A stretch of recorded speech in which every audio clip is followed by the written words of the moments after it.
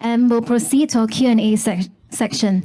So this is a great opportunity to ask our doctor some questions about breast cancer. So we have some mics on standby. If anybody wants to ask a question, feel free to raise up your hand. You can also scan the QR code on the screen to submit your questions. Okay, maybe I can get this ball rolling. Okay, I do have one question here. We often hear that early detection saves lives, but some people also worry about overdiagnosis. So how can we think about screening in a more balanced way? Okay, so I think the key message to this is that it is a lot of times a personal philosophy that one might have. There are a lot of women who are anxious about getting interrogated or treated or biopsied when the results are going to become normal or benign anyway. And they keep thinking of that as a barrier towards getting something done. But on the flip side, a lot of times you must remember that the doctors only recommend things when they actually do feel in their gut that something may potentially be wrong. So in summary, when you see somebody, they should be able to communicate and educate you nicely on exactly what is the feature of this particular imaging that tells you that something is potentially off. And they should be very upfront with what are the chances this is going to be benign, what are the chances this is going to be something precancerous or cancerous.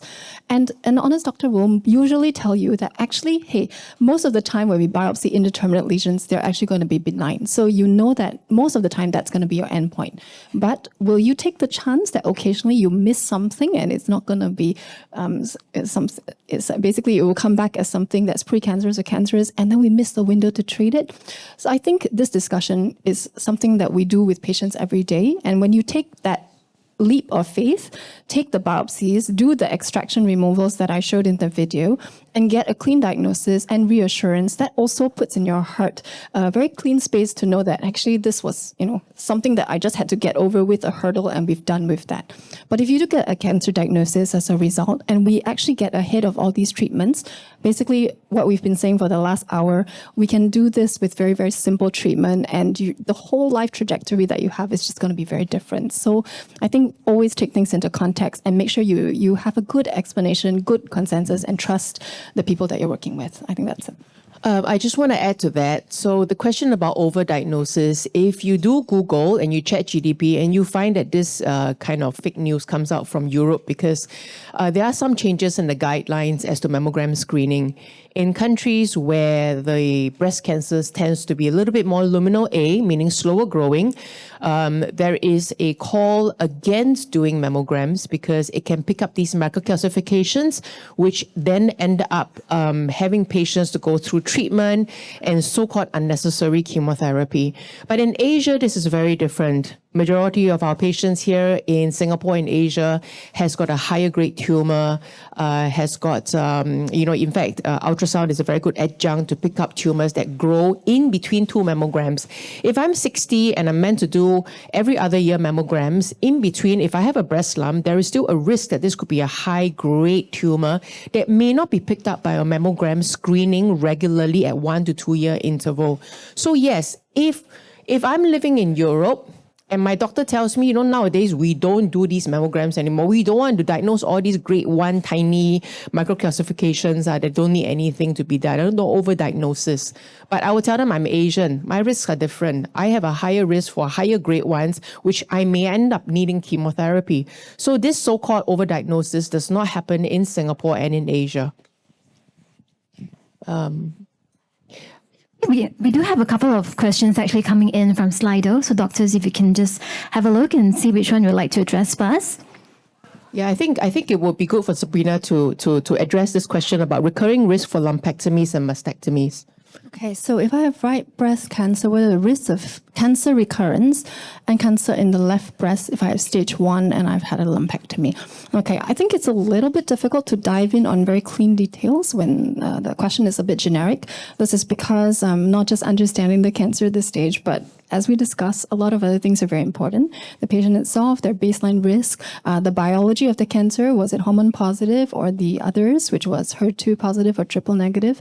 All these will really change the benchmarks of what we discuss and how we're going to monitor a patient. But in general, if one has a stage 1 cancer, to be honest, the 5-year recurrence rate in Singapore is very good. And in statistics, it's actually upwards of 90%, actually almost towards a 99%. So in that sense, if we treat a stage 1 cancer early, chances are extremely good. The question also, I think, is trying to dive into if I get a lumpectomy, which is a breast conserving surgery, or if I get a mastectomy, does that change my risk in any way? So I think the answer is if it's well done and well selected, it will not. Your survival outcome should be the same. The surgery should be done as required, what's needed to remove the breast cancer effectively. And I think this, in general, will answer this question. Yeah. How about the second question? Would you like to take that? So one question is, what do I think of ctDNA test as a form of surveillance? We have to determine that these patients have advanced cancer. At the baseline, they actually do have a ctDNA that is positive.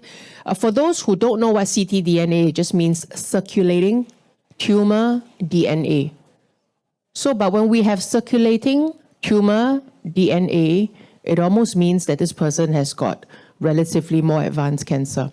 So if we have and we do pick up these ctDNAs, in the future, it may be used as a form of surveillance. But at this point in time, it's very difficult to justify for our patients to pay thousands of dollars every few months to get this as a form of surveillance. That's a question. Do I see consultation when I feel a tingly sensation around the breast or itch at the nipple? To be honest, a tingly sensation usually does not allude to much. Most times, if truly one has breast cancer, most of the time it's going to be a painless breast lump, not much sensations, unless it's really stretching really quick and pushing against breast tissue and causing pain. But the thing is that when your body is trying to tell you that maybe something's wrong, possibly it's a good idea to just listen to it. So a consultation is a good idea. Get a thorough evaluation. Maybe there's something that you're not seeing. But most importantly, get the imaging, because this would be diagnostic or maybe a little bit still screening imaging, and see whether there's anything subtle behind, because that will still get us a clear answer and a resolution to these concerns. Actually, I just want to be tongue-in-cheek about that. Do I see consultation where I feel a tingling sensation around the breast or itch at the nipple? Please change your bra.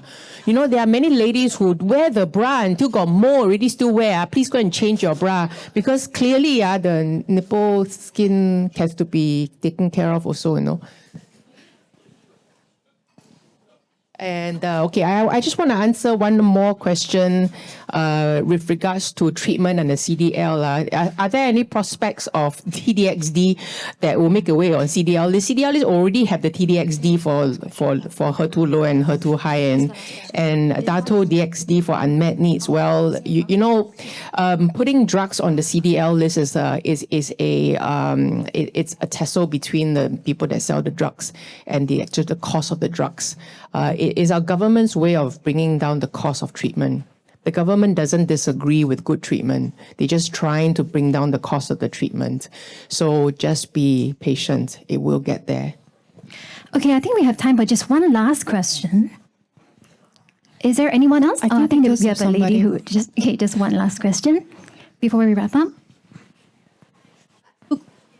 If after mammogram you are being advised to go for a biopsy, is biopsy, does it have antiseptic? Is it very painful? And if after mammogram you are being classified as you have a lot of calcification, what does it mean? Is it dangerous?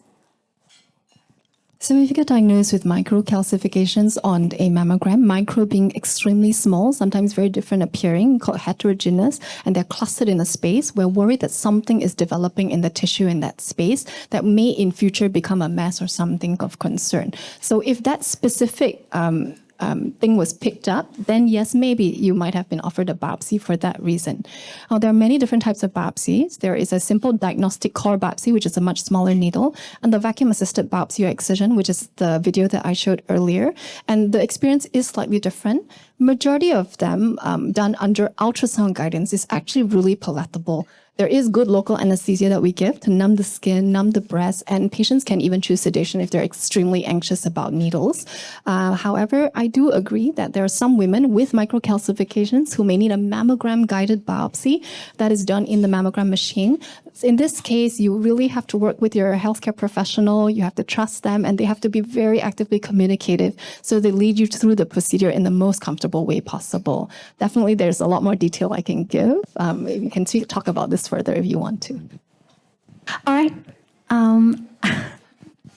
Okay, I think we have a lot of questions there. I think we're still going to be around for a short while. Yeah. We have a lot of people coming in for the next session. So Dr. Sabrina will be outside you if you can adjourn to outside to ask her more questions in person. Thank you so much That's for right. your Thank you so kind much, attention. doctors. Thank you.